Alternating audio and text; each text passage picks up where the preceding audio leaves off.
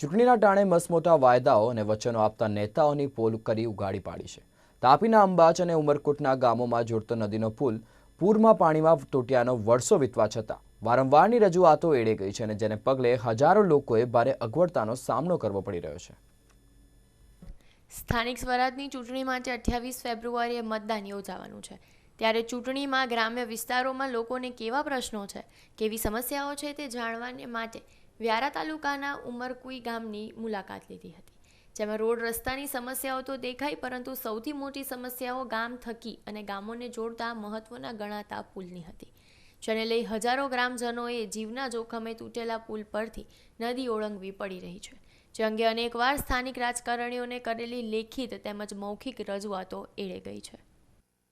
હંમેશા આ રસ્તા પર અવર જવર કરતો રહું છું, પણ આ ચોમાસા દરમિયાન એટલી તકલીફો વધી જાય છે કે અહીંથી ફેરાવ ખાઈને વેડસી થઈને જવું પડે, ક્યાં તો પછી માલોઠા થઈને ઉમરકુઈ આવવું પડે, એટલી તકલીફો રહી છે। એટલે હંમેશા જીવના જોખમે જ બધા અવર જવર કરતા હોય છે।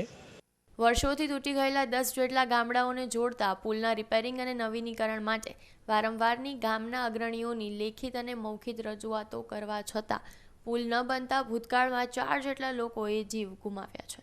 આ જર્જરિત પુલનું ફરી નિર્માણ થાય તો તેને સંલગ્ન ગામડાઓના હજારો લોકોને મોટી રાહત થાય અને તેમને આશરે 10 કિલોમીટર સુધી લંબાવવું પડશે નહીં।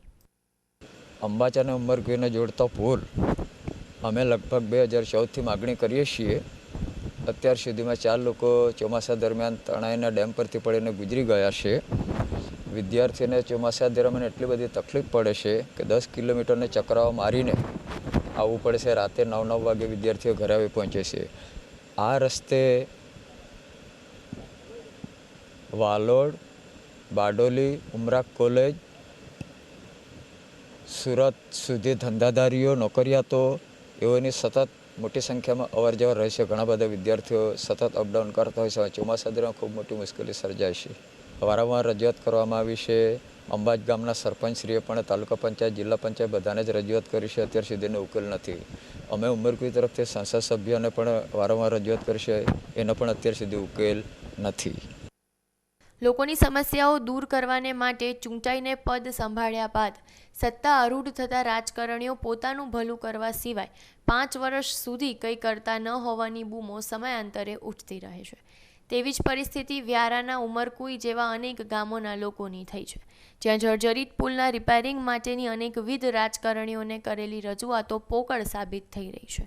ત્યારે આવનાર સ્થાનિક સ્વરાજની ચૂંટણીમાં આ ગામના હજારો લોકો કેવા ઉમેદવારોને કે કયા પક્ષને ચૂંટી લાવે તે જોવું જ રહ્યું।